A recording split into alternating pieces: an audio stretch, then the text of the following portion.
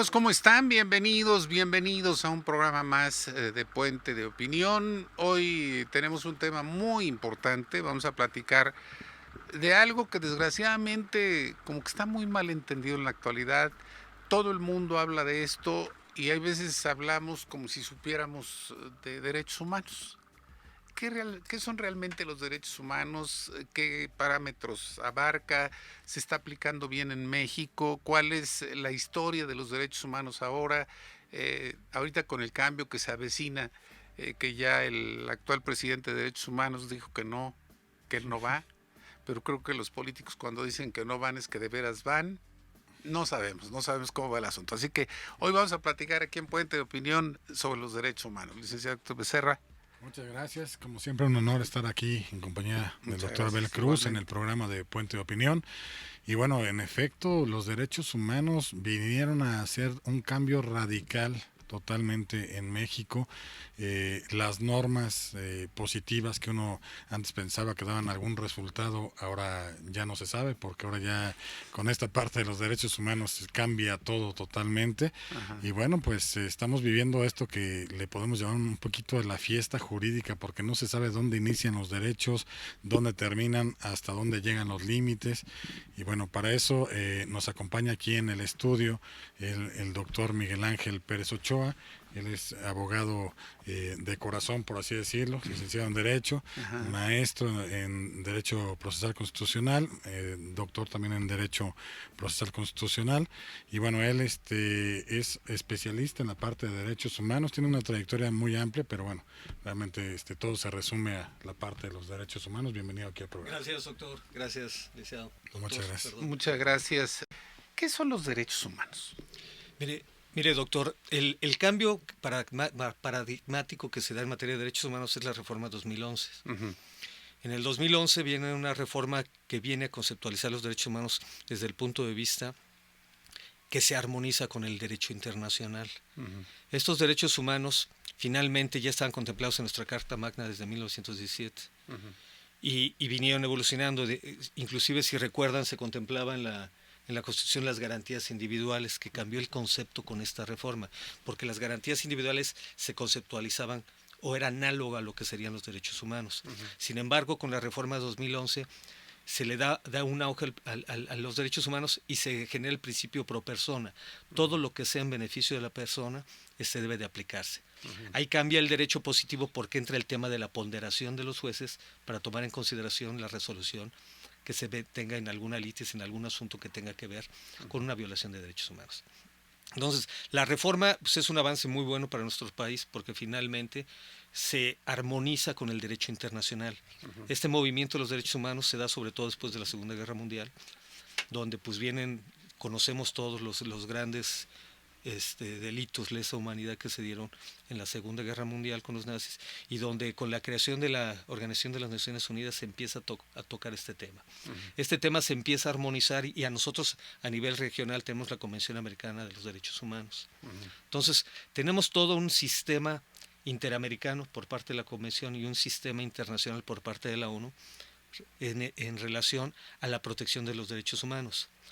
La evolución que ha venido teniendo nuestra Constitución es en el sentido de que se le ha reconocido por parte de esa reforma de 2011 la interpretación conforme. ¿Qué significa esto? Que la interpretación de los derechos humanos por parte de nuestra Constitución se va a hacer conforme a los tratados internacionales que nuestro país sea parte. Entonces es donde entramos al contexto internacional, donde empezamos a armonizar nuestro tema constitucional, se determina el concepto de derechos fundamentales, uh-huh. que es análogo a derechos humanos, pero el derecho fundamental ligado al derecho humano es el derecho que está contenido dentro de nuestra Constitución, uh-huh. y que es obligatorio. Aquí el tema que comentaba el doctor Héctor es de que los derechos humanos dentro del campo tan amplio que tienen, entramos en una polémica muy, muy problemática en relación a los límites. Uh-huh. ¿Por qué? Porque simplemente el derecho a manifestarme también afecta el derecho de ustedes a su libre tránsito. Uh-huh. O en su caso, el derecho ahorita lo que evidentemente también ha sido un gran avance dentro de los órganos constitucionales, el INAI en relación al tema de la transparencia de datos. El derecho a la publicidad de la información también se contrapone a la protección de datos personales. Entonces entramos en un campo donde entran en colisión los derechos humanos y es donde tenemos que tener cuidado para proteger la frontera entre unos y otros, porque esto genera conflictos. Simplemente lo vemos y lo conocemos en nuestra ciudad con el tema de las manifestaciones, que nos afecta en nuestro libre tránsito. Tenemos problemas para llegar a la oficina o para cumplir los compromisos que tenemos programados en el día. Ahora, obviamente, lo que vemos, tenemos que ser un Estado integracionista. Tenemos que ser un Estado que vivimos en un mundo globalizado. Las leyes de México, obviamente, se supone que son de las mejores que hay a nivel mundial, y obviamente los derechos humanos, como lo dijo hace un momento, vienen plasmados en la Constitución, independientemente de los derechos humanos. La gente de a pie, la gente como cualquiera de nosotros que no sabe mucho de leyes y que tampoco conoce las leyes sobre derechos humanos, de repente como que sentimos que se protege más, entendemos de repente como que los derechos humanos era para proteger a las víctimas, no a los victimarios, yéndonos del otro lado. ¿Por qué se ha dado esta circunstancia? Por ejemplo, que vemos que los derechos humanos, las personas que cometen arbitrariedades, los ilícitos y todo lo demás, se cargan más a ellos que a los que no lo hacemos. En este sentido, yo creo que es la percepción, porque finalmente el tema de la protección de los derechos humanos va focalizada a proteger a cualquier individuo en su sea dignidad. Bueno o malo. Sí, ¿por qué? Porque finalmente tenemos que tener en consideración de que cuando una persona es sujeta a un proceso, tiene que llevarse como debe de ser, conforme a derecho, es lo que denominamos debido proceso, y proteger en su momento, ¿sí?, el respeto al procedimiento y sobre todo a los derechos que la Constitución le garantiza. Me queda claro de que considero en lo personal que hay fallas dentro del sistema, porque sobre todo si hablamos de asuntos donde hay una flagrancia y donde hay delincuentes que están ligados a temas delicados de delincuencia organizada y que finalmente hay flagrancia, se le tengan que respetar sus derechos humanos, ¿sí? Tiene que ser así. Ahorita el nuevo sistema penal acusatorio prevé el principio de oportunidad, que es un contexto muy parecido al que se maneja en Estados Unidos. En el momento en que yo puedo entrar a un tema de principio de oportunidad donde puedo negociar, aceptar mi culpabilidad, reducir la pena y evitarle al Estado un juicio largo y costoso, ese es el momento donde pudiera ser beneficioso. Sin embargo, el tema del respeto a los derechos humanos, pues sí, debe de ser para todos. Tiene que haber un equilibrio, por ejemplo, entre las distintas formas de aplicación de ley. Por ejemplo, si un juez no está cumpliendo de manera adecuada y deja a un victimario salir, la Comisión Nacional de Derechos Humanos, ¿a quién va a proteger si él dice que violaron sus derechos y lo deja salir? Es que es un tema técnico, doctor. Sí, me queda claro. Es un tema técnico porque si hay una violación del debido proceso, las pruebas que se obtuvieron son nulas. Es prueba ilícita. Entonces eso deja un campo de oportunidad a un delincuente que sabemos todo. Puede haber personas que sabemos perfectamente que son delincuentes, que entran en un campo de oportunidad dentro del marco del derecho y pueden tener salidas técnico-jurídicas.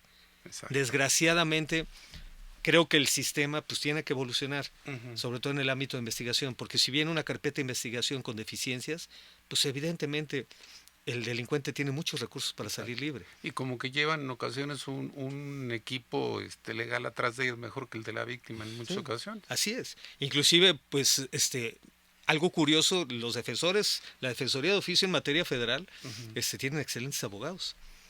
Yo he conocido muchos asuntos donde los defensores de oficio son expertos y han llegado a sacar asuntos muy buenos, porque son personajes que están toda la vida litigando.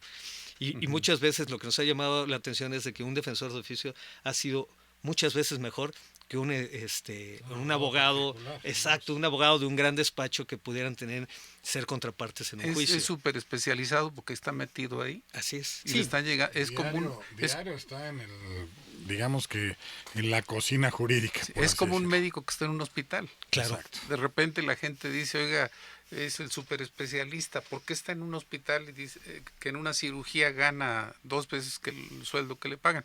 Pues está aprendiendo. Claro. Echando a perderse, se aprende, digamos. Vamos a una pequeña pausa comercial Sí, y yo no. regresamos. Muchas gracias.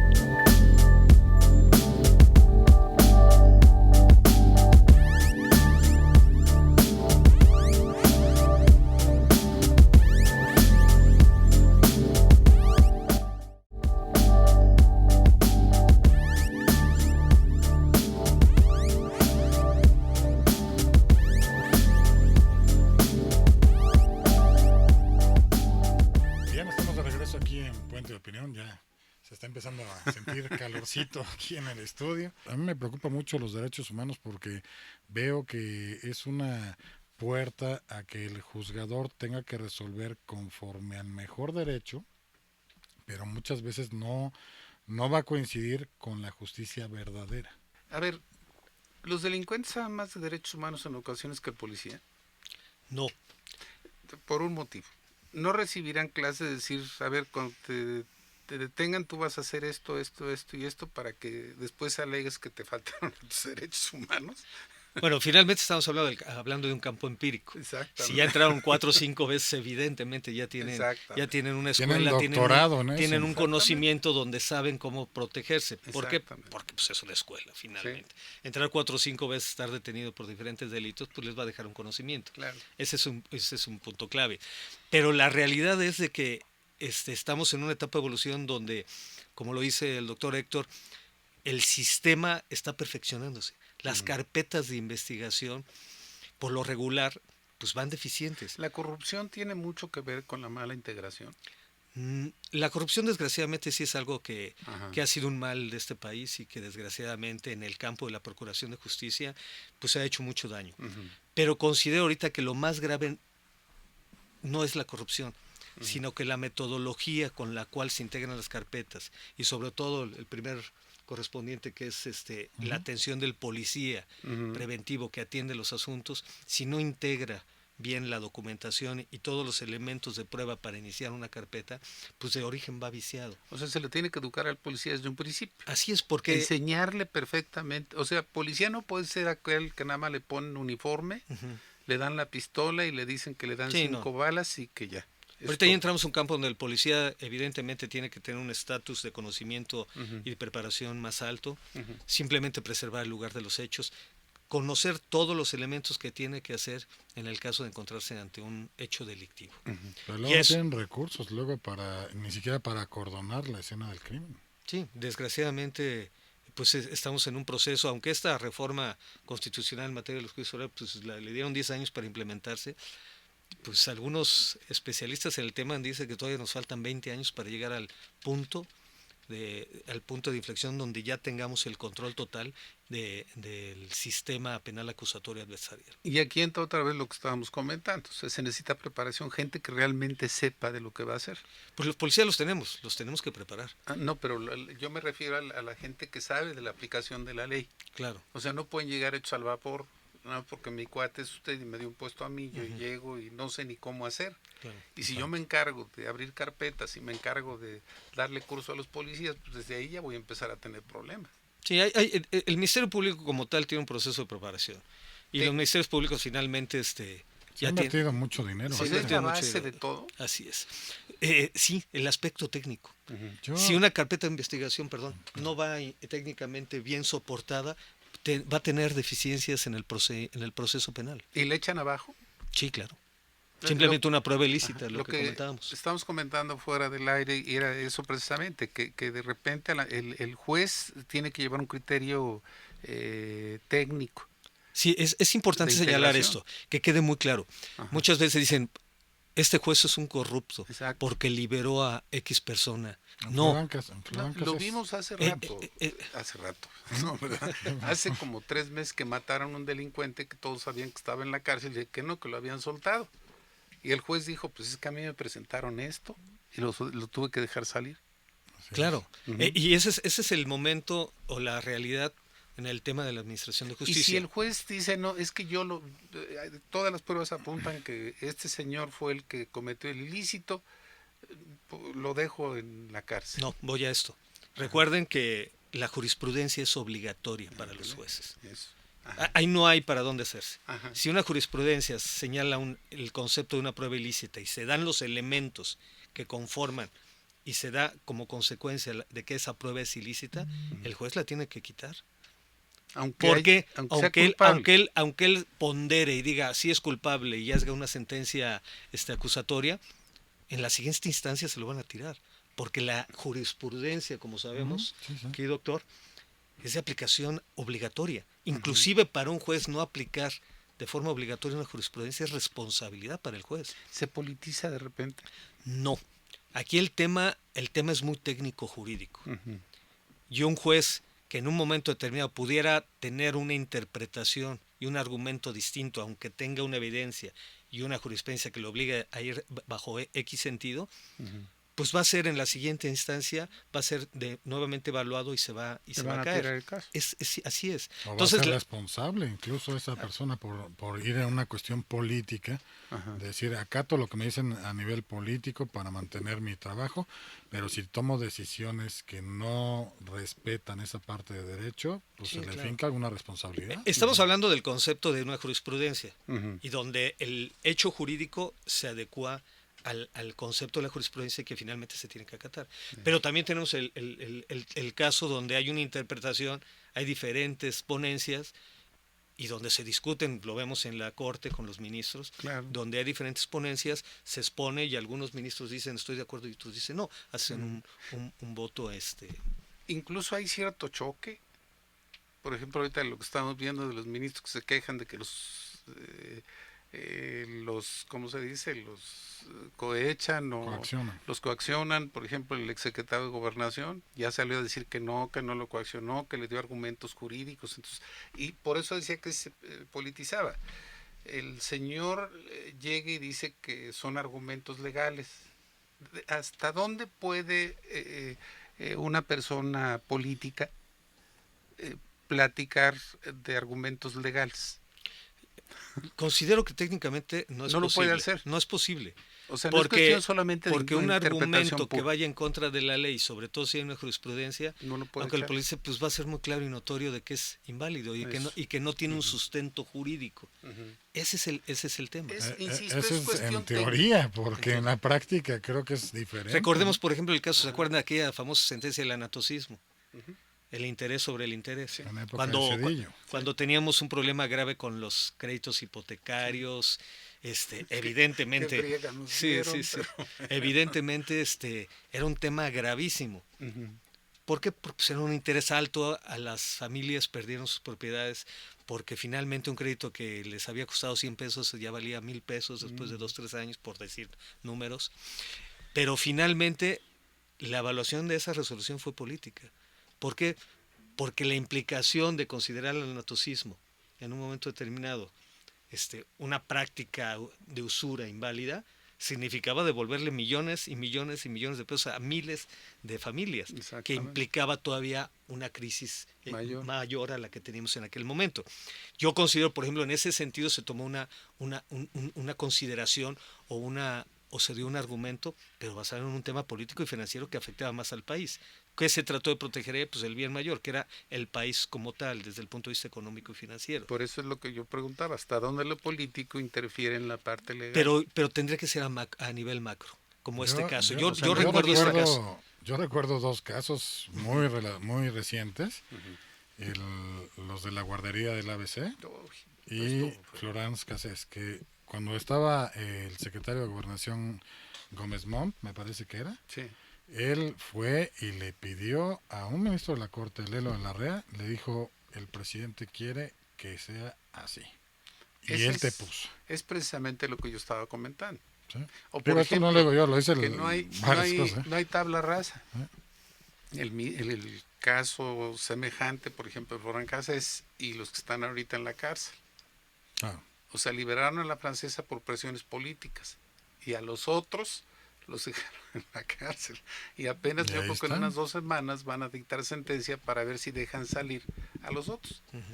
Es difícil, porque lo vimos como en el caso del antocismo, parece ser que todo representa igual en el asunto que estamos comentando, pero la situación de los magistrados, de los jueces, de los ministros en este sentido es complicada. Debería ser Y yo no imparcial lo veo totalmente. tan fácil de que pueda ser influenciable un ministro, un magistrado en esta materia, porque son personas que han tenido la fortuna de tener la capacidad de estudio y la fortuna también de ser jueces y haber Y que hay crecido una dentro de la carrera separación de judicial. poderes, Pero también, supuestamente. como decía, digo, yo repito lo que dijo el secretario de Gobernación.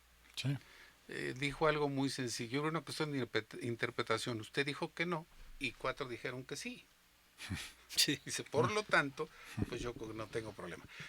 Vamos a un corte, Vamos nada más a- yo dejo una pregunta en el aire. Adelante, ¿no? Y gacho, me lo voy a adelantar. Sí. ¿Hasta dónde ahorita con todo lo que está pasando, por ejemplo, con la Guardia Nacional, cómo va a interactuar o cuál cree que pudiera ser la aplicación de derechos humanos? Hablamos de la Guardia Nacional y hablamos ya como policías, ya no son miembros del ejército. ¿Cómo se va a aplicar esto? Vamos a una pausa comercial con esta pregunta y volvemos. Muchas gracias.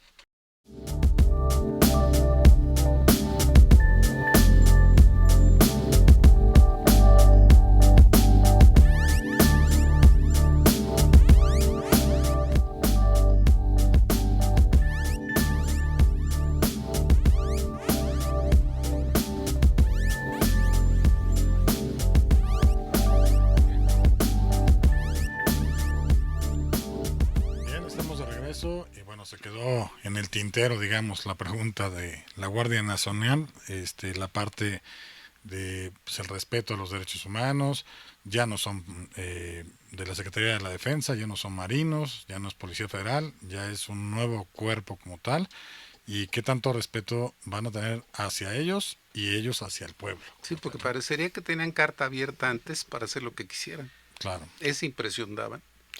Hay un protocolo de atención Ajá. para efecto del uso legítimo de la fuerza. Uh-huh. Existe, tiene parámetros internacionales y está perfectamente comprobado desde el punto de vista metodológico que funciona. Entonces, en este caso, yo creo que es un acierto la creación de la Guardia Nacional, porque finalmente la unificación del mando genera certeza desde el punto de vista en la toma de decisiones. Entonces, yo creo que es un acierto de esta administración, pero finalmente el tema de la gendarmería para el uso de la fuerza lo va a tener que utilizar. ¿Por qué? Porque es un acto de legítima defensa.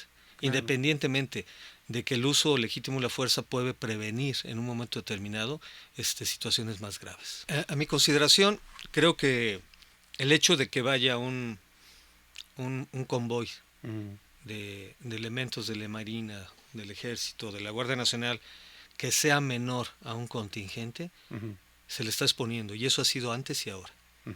Yo creo que la clave de todo esto es que los operativos que hagan deben de tener una contundencia tal que superen en su momento el lugar que van a atender o en su momento lo que van a resolver. Porque siempre ha sido así en materia de seguridad pública. Una planeación, ¿no? Sí, siempre ha sido en materia de seguridad pública. Simplemente un policía solo, rondando, le quitan la pistola y con la pistola lo lesionan. Sí. Es el mismo caso de la Guardia Nacional, el Ejército y la Marina. Los operativos deben de ir focalizados en un sentido de que hay una superioridad numérica y de logística. Y de armas.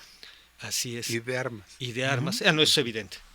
Que es una diferencia absoluta. Y de logística que inhiba en un momento determinado que ciudadanos, como lo hemos visto, en un momento determinado puedan agredir a policías, pero porque son 50 y son 4 o 5 elementos del ejército. Exacto. A mí me preocupa esta situación porque ya llevan muchos años las Fuerzas Armadas protegiendo este país, y si algo tenemos que cuidar es la integridad física de ellos. Sí, entonces, yo creo que el error está en tener cuidado cómo se envían esos convoys. Siempre, esta es una ley en materia de estrategia militar y de seguridad pública. Tiene que superar la logística, el armamento que entra dentro de la logística y el número al evento que van a atender. Eso en la guerra también es lo mismo. Enfrentarse a una guerra de 1000 contra 10,000, pues va a ser una masacre. Yo lamentablemente, digamos que en mi mapeo mental veo la parte de que los derechos humanos hacen que se debiliten, ¿no? Ujú. Las fuerzas armadas, sea Marina, Defensa, Policía Federal, la Guardia Nacional, policías estatales, lo que sea. ¿Por qué caemos en esta parte? Porque le estamos dando más beneficios a los derechos humanos como tal. Estados Unidos de Norteamérica, no, ellos no firmaron esa parte del respeto a los derechos humanos. ¿Por qué razón no lo respetaron? Porque ellos sí creen en que se tiene que reprimir cosas cuando tenga que ser necesario, obviamente. Y eso ha puesto el ejemplo tan claro de que tú quieres cambiar a un mexicano, lo pasas a la frontera de Estados Unidos y ya respeta totalmente a las autoridades, seguridad pública y demás, A la gente. a la gente. A la gente, ya no a las autoridades, a la gente le cambia la actitud. Yo creo que si vamos a adoptar figuras internacionales por estar ad hoc o a la moda de toda esta cuestión de los derechos humanos, pues entonces hay que empezar con cómo lo hicieron allá, porque allá tienen un sistema muy rígido de protección a esas personas de seguridad como tal. O sea, ahí no hay problema. Si un policía llega y lo tratan de agredir, pues los desarma, los tal. Aquí Sea hombre, lo, mujer o lo niño. deja solo. O sea, al rato es de no, es que porque te excediste en tus, lo que hiciste. Pues no, es que hice valer el Estado de Derecho, el Estado de fuerza como tal para mantener el orden. No Sí, sé ahí mantener la paz ustedes, y el orden público, que es ustedes una de cómo lo las... piensan esa parte, porque sí, digo, ni muy fuerte ni muy débil, pero si vamos a adoptar esa figura totalmente de los derechos humanos que ya llegó para quedarse hace A mucho ver, no tiempo, se pueden tropicalizar. No, porque el tema de la dignidad humana es Es universal, pareja. es Pero, universal. pero yo me hablo de acuerdo a las leyes que haya. O Lo que la pasa es que aplicación de las los leyes. instrumentos jurídicos los tenemos. Son parejos. Los tenemos para efecto del uso legítimo de la fuerza. Ujú, El tema aquí es de que se apliquen conforme a esos protocolos ujú. y se tenga el cuidado, porque principalmente eso es inevitable aquí en China, hay que respetar los derechos humanos. Pero el uso legítimo de la fuerza, cuando hay un exceso, cuando se rompe la paz y el orden público, hay que aplicar la autoridad, pues es el principio del Estado moderno. El Nosotros, Estado protege a los ciudadanos basado en un esquema piramidal y ujú. cuya obligación es mantener la paz y el orden público. Ahora, ¿hasta dónde nosotros como población hay veces los rompemos? Bueno, ¿en qué sentido? ¿Administrativo o En penal? todos. En todos, en los administrativos y en los penales. Somos, hay veces, corruptos tratando de dar mordidas y todo lo demás. Somos corruptos en ocasiones al acudir a manifestaciones y hacer destrozos en pro de Sí, se sale nuestros de contexto. El derechos derecho a y todo manifestación es lo un demás. derecho Bueno, fundamental y que se tiene que respetar, pero sí tenemos hay una doble excesos. moral. ¿hasta Realmente. dónde se politizan todos los derechos también? Por ejemplo, de repente pasan lo de las señoritas, que es maravilloso la manifestación, pero hablan de infiltrados. Pero siempre que hay relajos, siempre que hay golpeados y siempre que hay destrucción, le echan la culpa a los infiltrados. Ujú. ¿Seguro que son los infiltrados? Y aquí la parte interesante es esta. ¿Hasta dónde hemos exagerado eso? De la protección para. ¿Y hasta dónde se los vamos a permitir que siga avanzando? Sí, Como lo que pasa población. es que, vamos, la línea es muy delgada. El derecho a la libre manifestación es válido y lo tenemos que salvaguardar y garantizar. Que Pero el hicieran un derecho que una manifesto, manifestación se incurran ya en delitos, ya entramos dentro del campo del derecho penal. pero que decía es muy delicado el asunto. Está bien, vamos a respetarlo, pero me cierran Reforma. Rompen establecimientos. O rompen, o por ejemplo, si bloquean las entradas a la ciudad. Eso ya es una cuestión que pone en riesgo a millones de... ¿Cuánta gente habrá muerto? Sí, Habrá muerto no de manera directa, sino de manera indirecta porque no llegaron a daños un hospital. colaterales. Exactamente. Y se paraliza la economía también. No se podría legislar sobre eso y aplicar los derechos humanos. En otros países las manifestaciones están reguladas. Aquí también. Aquí también hay porque se tiene, de hecho, una manifestación que se va a Sí. hacer en la Ciudad de México, la tienen que notificar a Sí. las autoridades, se hace un protocolo de seguimiento y finalmente se cuida tanto la manifestación como el lugar donde van a... Pero lo respetan. Ese es el tema, que cuando se rompe una manifestación, pudiera haber grupos infiltrados o no, pero ya se entra al campo del derecho penal es cuando ya tiene la autoridad que en un momento determinado salvaguardar a la ciudadanía Ujú. y utilizar los protocolos de actuación, de protección y que finalmente tienen que funcionar. Y si no los hacen, pues se pone en vulnerabilidad a los ciudadanos que pasamos por el evento. Y, el momento ¿y nuestros derechos humanos dónde quedan? Quizá que la parte difícil es que, vuelvo yo a repetir lo mismo y la pregunta que hice, se politizan, en aras de una politización de que no me critiquen como partido o como que pertenezco a un grupo político o a una parte de gobierno, no quiero problemas y los dejo que lo hagan. La manifestación se tiene que permitir, porque finalmente es una garantía constitucional. Pero la negociación de los asuntos que represente los puntos petitorios de esa manifestación es parte de la gobernabilidad del país. Exacto. Y de las autoridades, por ejemplo, de la Ciudad de México, de negociar, sentarse y ver qué soluciones hay en un contexto de ganar-ganar. Por ejemplo, el caso Uber taxis versus taxis, pues buscar un equilibrio, buscar la entrada de plataformas taxis donde se busque un equilibrio donde ambas partes ganen. ¿Sí me explico? Ese es el tema principal de la gobernanza, de la gobernabilidad. La parte política. Pero que es la más importante. Porque ya nos están haciendo aquí la llamada a las personas de producción. Regresamos. Muchas gracias. Ahora va a haber una el lunes, pero de los mismos pues, taxis, pero caminan.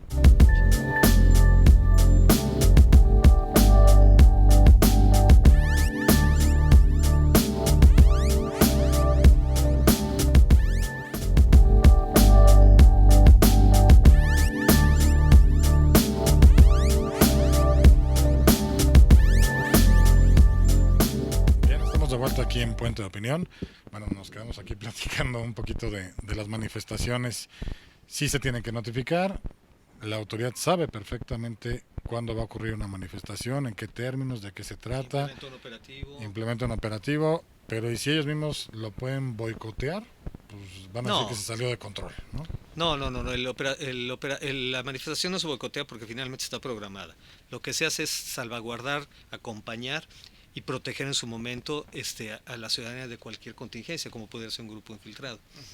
El tema principal que estábamos hablando pues, es el tema de la gobernabilidad, el tema de la negociación. Vas a hacer una manifestación bien, ¿cuáles son tus puntos petitorios? 1, 2, 3, 4. Sobre la marcha de la manifestación ya estamos sentados y negociando cómo vamos a tratar de resolver esa problemática. Esa es parte de la gobernabilidad, que es el programa número 1 del gobierno.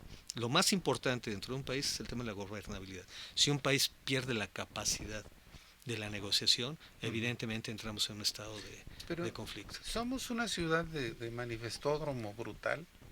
¿Cuántas manifestaciones habrá diarias? Sí, yo creo que llegan a ser miles al año. Y no puede limitarse. Porque, todos ellos tienen su derecho. Yo me pongo del lado de acá. Sí, claro, y a todos nos afecta cuando andamos circulando en la ciudad. Exactamente, y para ir a todos, desde negocios, salud, comida, transporte, todo. Emergencias médicas. Le rompe. Yo tenía un amigo que ya murió, que me decía que no le iba a un determinado ente político, pues anda con sus manifestaciones y me cayó gordo desde un día que venía en el coche y no podía llegar y me dio un cólico espantoso desde ese día y son de las cosas pequeñas, pero muchos se mueren. Claro, no sabemos en una ciudad de tantos millones de habitantes todos los daños colaterales que se pudieran dar. No se pueden legislar de una manera adecuada, ya metiéndonos a otra cosa. Pero, por ejemplo, que no cerraran vialidades principales y si las cierran, por lo menos que nos dejen las laterales para que podamos circular.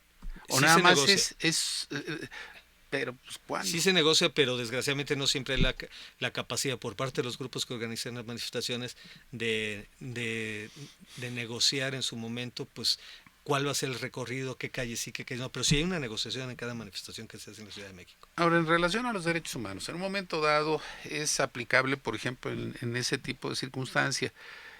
Con los otros entes, por ejemplo, mis derechos humanos en Hacienda.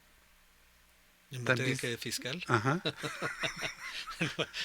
Ahí necesitamos un buen fiscalista. No, es que rompen todo eso. Y en un momento dado, por ejemplo, todos tenemos derecho y nos pueden meter a la cárcel por esto. Y las autoridades quedan... Históricamente yo recuerdo, cuando estábamos estudiando en la universidad, recordamos que en la materia fiscal era... ¿Intocable? No, sino que se podían medir dos asuntos de diferente manera. Ahorita ha habido muchas reformas en materia fiscal. Desconozco qué tanta flexibilidad hay que en dos asuntos iguales se aplique la materia penal y en otro no. Exactamente. Porque queda una discrecionalidad dentro de la autoridad y eso politiza la materia fiscal. Otra vez vamos a No lo sé mismo. ahorita, pues no soy fiscalista, pero sí me queda claro el concepto. Por ejemplo, ahorita se habla, digo, yo no estoy de acuerdo con que haya lo de las facturas falsas, es una cosa monstruosa, Claro. monstruosa la cantidad de dinero que se evade. Pero hasta dónde a mí me pueden acusar de una factura falsa y al señor que tiene 10,000 facturas falsas no le hace nada, y a mí sí. Sí, porque depende en su momento, es como cuando se hace una auditoría. Se hacen pruebas calculadas y no se encuentra todo, son pruebas y donde va saliendo, donde se va detectando, cometen errores, es donde se detecta. Exactamente. Simplemente detectar a todas las empresas que han hecho operaciones con facturas falsas sería imposible, porque son millones de operaciones. Digo, si tú, Entonces por son pruebas ejemplo, selectivas donde brincan y sobre todo el seguimiento del dinero. En este caso la clave es follow the O money. por ejemplo, cuando ahora con lo que están haciendo, que si la autoridad encuentra en una casa que yo rente y venden droga, me quitan la casa a mí. No sería tanto así, porque hay extinción capacidad de defensa, porque hay un contrato y evidentemente en el contrato, pues no está dentro de los clausulados que yo tengo que estar vigilando qué es lo que Claro. hacen dentro de la Y casa. ahí entran derechos humanos. Pues evidentemente es el derecho a la propiedad, está salvaguardado por la Constitución y evidentemente hay defensa.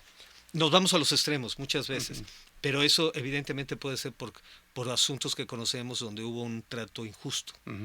Pero finalmente el equilibrio de la ley en manos de un Estado moderado y ordenado, yo no le veo problema. Ese es el tema principal. ¿estaremos ordenados y seremos moderados? Eso es lo que a mí no sé si sea. Mucha gente se queja, por ejemplo, yo estaba leyendo que es un informe mundial de derechos humanos en México, Sí. y está verdaderamente lacrimoso, pero horrible. Es una cosa bastante triste. Por ejemplo, habla de abusos militares, impunidad, habla de casos de tortura, habla Pero de... es que el tema de violación de derechos humanos involucra a la autoridad. Ajá, Me queda claro. sí. ¿Por qué? Porque la autoridad tiene el poder de hacer daño si lo hace mal. Ujú. Pero también me gustaría ver un informe de protección de derechos humanos de todo lo que hacen los delincuentes. Eso.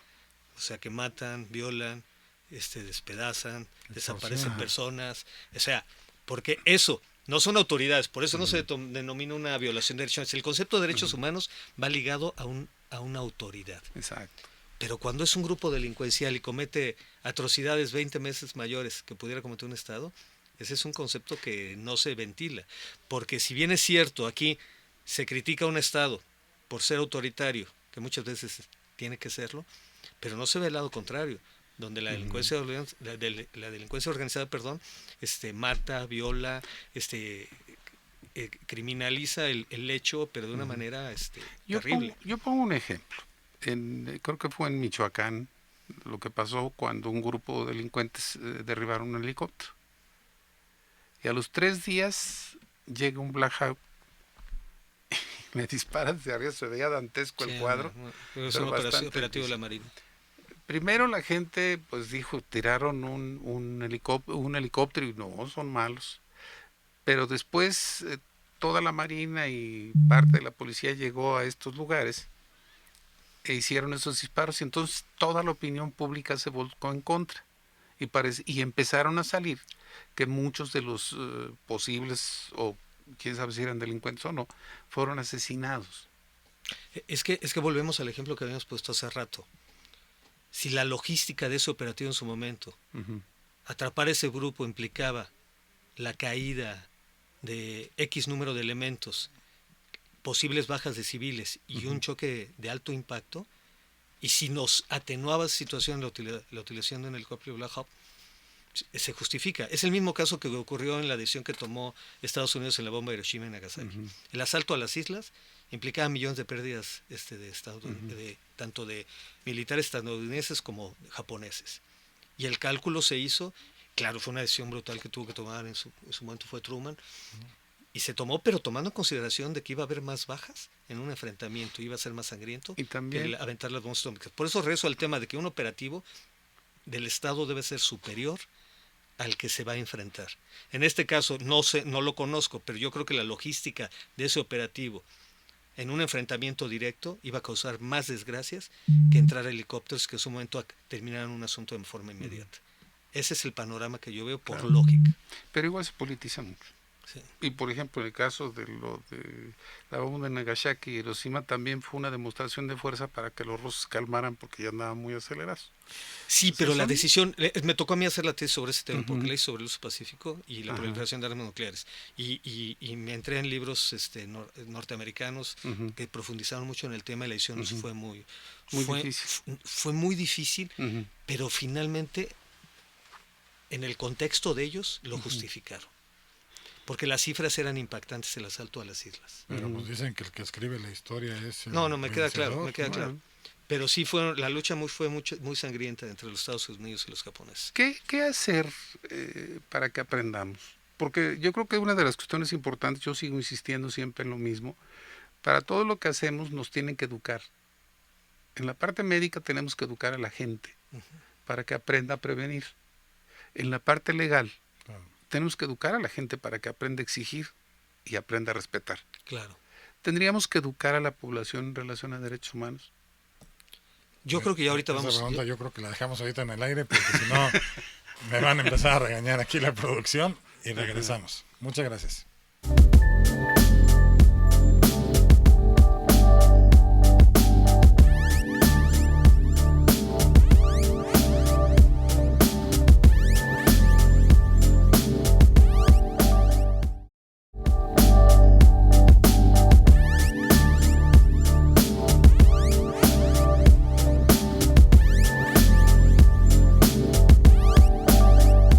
Bien, seguimos aquí en Puente de Opinión. Se quedó aquí una pregunta en el Exactamente. aire.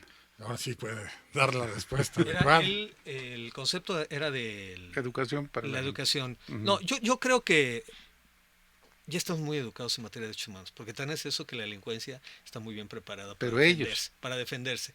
Y en el sentido de los ciudadanos, yo creo que también hemos evolucionado mucho. Yo creo Aquí que la los situación- niños son los niños son los que están bien Sí. preparados porque siempre Pero en desde- contra de los papás. Aquí yo creo que lo que tiene que haber es una sinergia de las autoridades, Ujú. de respetar los derechos humanos de las personas, pero sobre todo de las buenas personas. Porque desgraciadamente las personas por desconocimiento, y sobre todo lo vemos muchas veces en temas de justicia cívica, donde hay conflictos en las ciudades, donde sí hay arbitrariedades. Sí. Y muchas veces no se atienden los problemas de los ciudadanos y que finalmente esa es la primer contacto con la autoridad cuando puedes resolver un problema administrativo que no escale a un delito. A mí me ha pasado, y yo creo que a todos, que por ejemplo, mínimo 6 veces, y todas las veces ha sido exactamente la misma. Tengo a lo mejor un poquito de ventaja, doctor, ¿cómo está? Y Claro. Pero ya presentamos el caso y va para atrás. En algunos, no presente nada, no le van a hacer nada.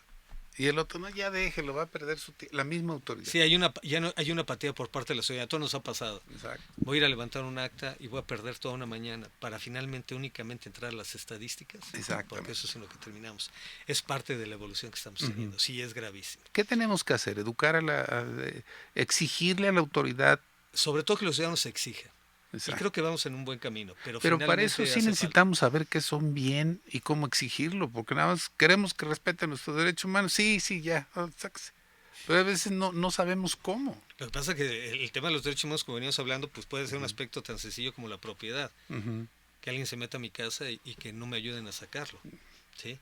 Exacto. Pero puede ser aspectos técnicos tan detallados como es el debido proceso, donde hay irregularidades en un proceso en la carpeta de investigación y donde necesitan un abogado, un técnico jurídico que finalmente les asesore. Entonces, la defensa en materia de derechos humanos tiene un contexto directo donde el ciudadano puede hacerlos valer, pero también donde van a estar en casos especiales la asesoría de un abogado. Claro. En el caso de las manifestaciones, digo, la verdad es que hay un choque de derechos, ¿no? O sea, yo quiero pasar y el otro no me permite. Es lo que se denomina colisión de derechos humanos. O sea, mi derecho termina donde empieza el tuyo. ¿Cómo lo exijo el mío? Porque yo quiero el mío, yo quiero pasar. ¿Cómo le Tienes que haces? Pues, ¿cómo? Hay que organizar otra manifestación. Sí. Este para pasar y el otro para... Estas personas que se quedaron atrapadas en Santa Fe, que no podían pasar y que incluso se les acabó la gasolina y se tuvieron que ir caminando hasta sus trabajos y todo eso, digo, obviamente ellos estaban en todo su derecho de querer pasar para llegar a su trabajo, Claro, si no les iban a descontar el día y demás. O por ejemplo, está bien, yo soy policía y cierro el acceso al aeropuerto internacional. No, y es brutal, el impacto es brutal.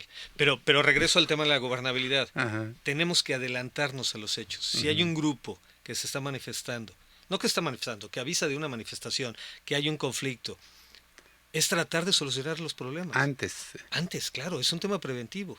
Tienes derecho a manifestarte, pero si yo me adelanto a los conflictos y establezco mesas de negociación y busco una salida, porque finalmente la negociación puede tener frutos, pero siempre y cuando ganen las dos partes. Claro. Si es una negociación donde una parte está totalmente, si no me dan esto, me voy a parar reforma y lo que sea, ya están entrando en el campo de la ilicitud. Es que esa es la idea. Es ilícita la Esa es la idea manifestación. que nosotros tenemos de todo esto. Al menos la población es la idea que tenemos. A ver, yo alguna vez participé en alguna manifestación, hace muchos años, estaba en la escuela de medicina y la querían cerrar por X cosas y ahí voy.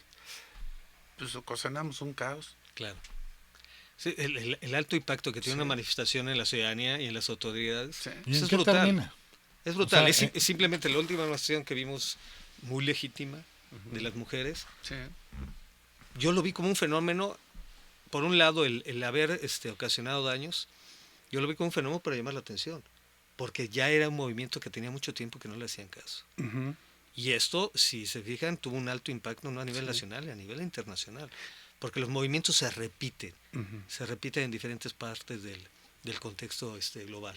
Entonces, sí no está bien, pero la justificación, en principio, tiene razón de ser, porque hasta que haga una manifestación que se hace pública, sí hay destrozos, pero se manifiestan de una manera en que todo el mundo se entera cuál es la petición, tuvo un alto impacto.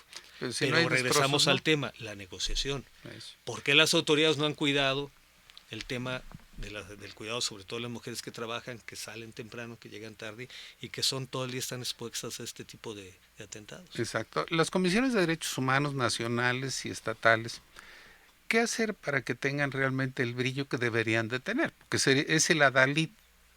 Yo los veo así como el adalid de la ley. Hacen recomendaciones, pero no les dan dientes para poder ejecutar. ¿Qué hacer? cosas. Bueno, finalmente las NDH y las comisiones estatales tienen una función vital de contrapeso en este país, Ujú. sobre todo porque nivelan el ejercicio del poder público y el exceso que pudiera existir.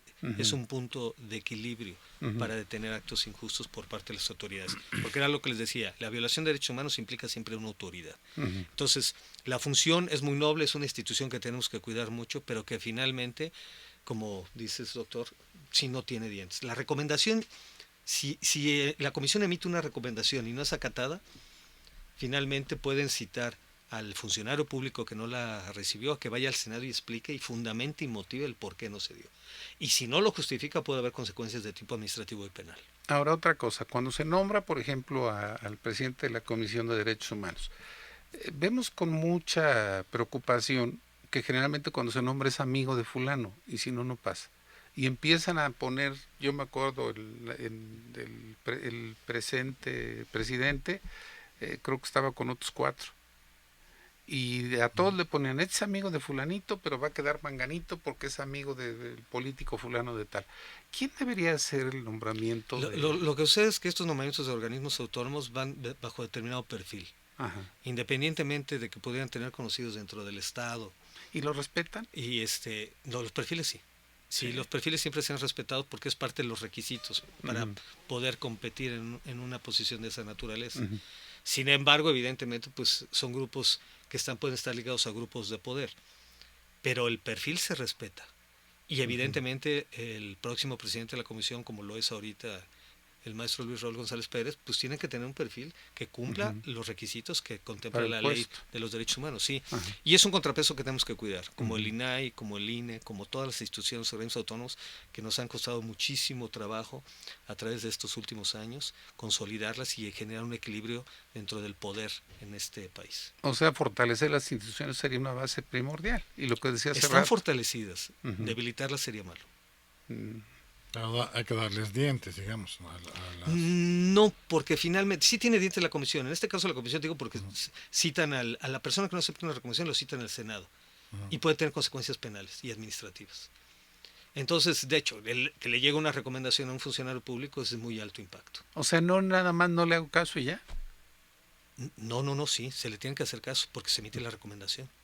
y si la recomendación, cuando no es aceptada por la autoridad, se le cita al titular al Senado y debe fundamentar y motivar argumentando el por qué no lo acepta. A lo mejor tiene razón, pero si no lo tiene puede haber consecuencias penales y O sea, sí administrativas. están establecidos en la ley. Sí, claro. Una recomendación aceptada termina en el Senado y puede tener consecuencias jurídicas graves para el personaje que no lo acepta. ¿Pero en cuánto tiempo? Ese es el problema también. La aplicación de la lleva norma. un procedimiento Es un proceso, jurídico. es como todo. Es como todo. Si fuera más ágil, pues sería, yo creo que mejor, ¿no? En México, si le pusiéramos, ¿qué calificación le pondría? Al respeto a los derechos humanos. Hijo, es que es muy difícil porque finalmente en las investigaciones que se han hecho, como les dije, tiene que intervenir la autoridad. Y en una investigación donde pueda haber imputaciones directas de una autoridad, muchas veces ni siquiera estuvo la autoridad ahí para. Entonces la calificación de violación de derechos humanos está basada en los actos de autoridad. Lo que tenemos que calificar, sería muy interesante, calificar las violaciones de derechos humanos, aunque no sea autoridad, los grupos delincuenciales, todo lo que ocasionan, hasta el punto de vista económico. Exactamente. Porque cobrarle el derecho de piso a un establecimiento de nivel medio que vive para subsistir. O alguien que vende chicles en la esquina. Así es. Entonces, la violación de derechos humanos se tasa los parámetros sobre el Estado. Pero lo más grave es el tema delincuencial. Esa es la parte importante, pero ojalá nos quitaran la percepción que tenemos de repente muchos, de que la autoridad en ocasiones protege más al delincuente que a la sociedad. A lo mejor porque el delincuente sabe exigir, sabe pedir y tiene con qué apoyarse, y los que no tenemos ni cómo ni con qué, pues pensamos que no son para nosotros. Por eso muchas veces yo escucho mucho esa práctica o esa petición de que los derechos humanos sería para nosotros. Como dijera un anterior gobernador del Estado de México y después candidato a la presidencia de la República, ¿cómo decía que los derechos humanos para son las ratas, ¿no? Para los humanos, no para las ratas. Exactamente. Bien, pues lamentablemente se nos ha agotado el tiempo del programa, no el tema, porque el tema daría para esto y muchísimo más, de poder platicar acerca de los derechos humanos. Si usted tiene alguna duda, alguna aclaración, algún comentario que desee realizar, nos puede escribir al nombre de puentedeopinión@gmail.com. Déjenos todos sus mensajes porque todos son muy valiosos para nosotros para poder superar y mejorar este programa en beneficio de todos ustedes, saber qué temas son los que desean que platiquemos, a quienes quieren que invitemos. Y bueno, también estamos en las redes sociales, en Facebook y en Twitter bajo el nombre Puente de Opinión. E insisto, todos sus mensajes son muy valiosos para todos nosotros. Bien, pues no me resta más que agradecer al invitado que estuvo el día de hoy aquí con nosotros. Muchas obviamente gracias. al doctor Abel Cruz, obviamente, por estar aquí en el programa, Gracias. y que es un honor tenerlo aquí en el programa, obviamente. Y bueno, pues también muchas gracias a ustedes, televidentes, que nos han sintonizado en un programa más de Puente de Opinión, exhortándolos a que la próxima, pues que nos sintonicen más seguido, que vean todo esto, porque en Vibra TV se están transmitiendo digamos muchas veces la parte de Puente de Opinión con diferentes temas y todos son muy valiosos. Les agradezco mucho y nos vemos la próxima ocasión. Y nada más agregando, vean el programa todos los días de 11 a 12 de la noche. Todos los días. Todos los días. Es una barra completita de Vibra TV. Ok. Nos vemos, muchas gracias.